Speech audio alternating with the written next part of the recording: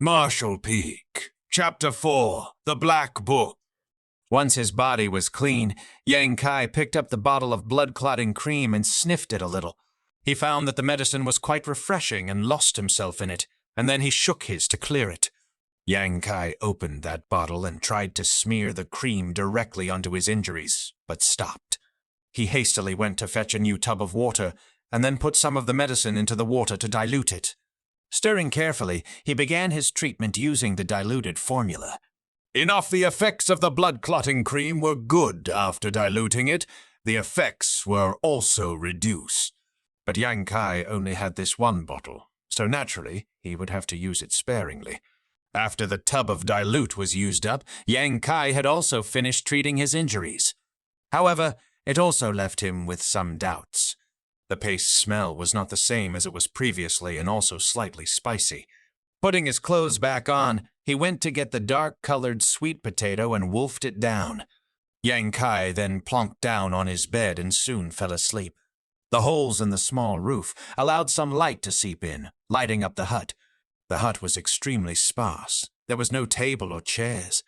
Only one small bed with a deerskin blanket and a square-shaped pillow. This was all of Xianxia's possessions. The deerskin was from a deer Xianxia hunted previously. Although it was not thick, it was still warm. While his pillow was from his time outside the school when he was hunting, he happened to pick it up.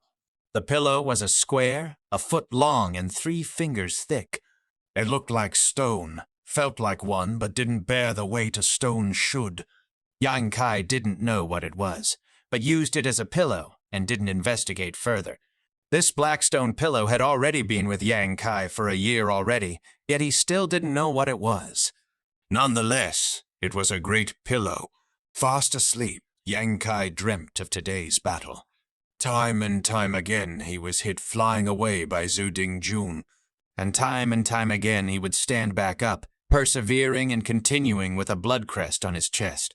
As the dream continues, the blood crest became more and more powerful. Xianxia's sleeping face was clenched up in pain, but you could see it was resolute. He only had one goal in his heart: to succeed.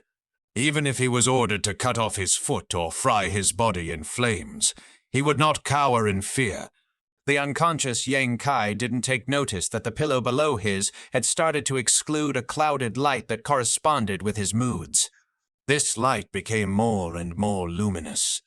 In the dream, Xianxia continued with his early morning encounter with Zhu Dingjun, repeatedly getting knocked to the ground.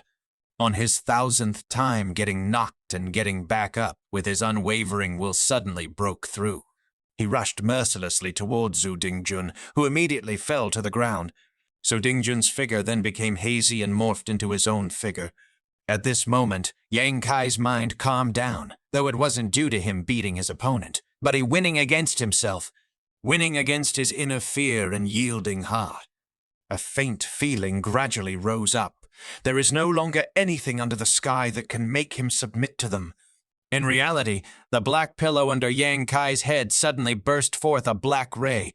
This black ray emerged from the black stone and hovered in the air for a bit before drilling into Xianxia's head, instantly disappearing from sight. At the same time, in an ancient and desolate place, a strange presence descended. Like tidal waves, the collapse of snow, any person in front of him was insignificant, that strange presence thought. Xianxia suddenly opened his eyes, his whole body sweating and bursting with fear. He was awoken by that strange presence. Calming himself, he forced a smile. When was dreaming he could actually scare himself like that? It's ridiculous. Rubbing his face, he looked up into the night sky to determine the time and was annoyed. He had only slept for 2 hours, seeing it was quite dark outside. Hurriedly he got up, folded up the deerskin blanket and repositioned the black stone pillow. As he got up, he frowned and turned to look back at the pillow. This feeling, his gut told him that it was not the same. Under doubt, Xianxia reached out towards the pillow and picked it up. He was correct. Its weight had decreased a lot. Strange. How can this block stone suddenly become so light? Questioning this, more questions started to appear. It was like a thick book was being thrown into the air, with the pages spread out as it landed. Yang Kai was flabbergasted, momentarily forgetting to catch it.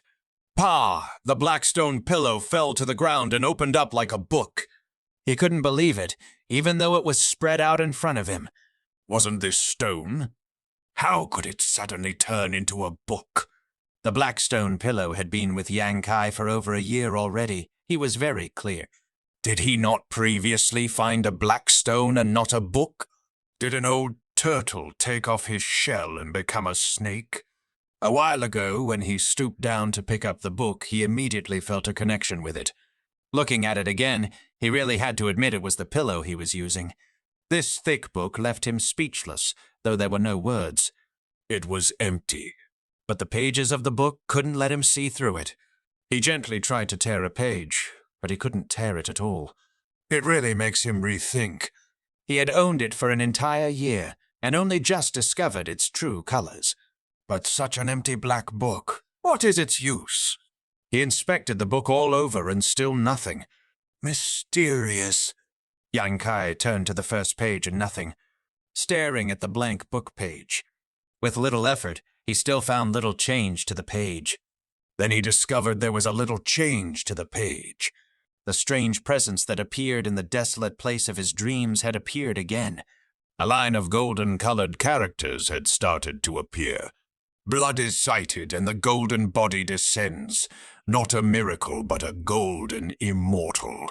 This penetrated deep into the soul, which caused Yang Kai to slam the book shut, with his limbs shaking uncontrollably. Breathing deeply, he managed to calm his heart down a bit.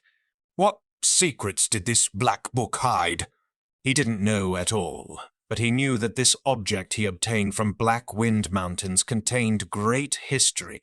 After a long period of silence, he once again opened the black book.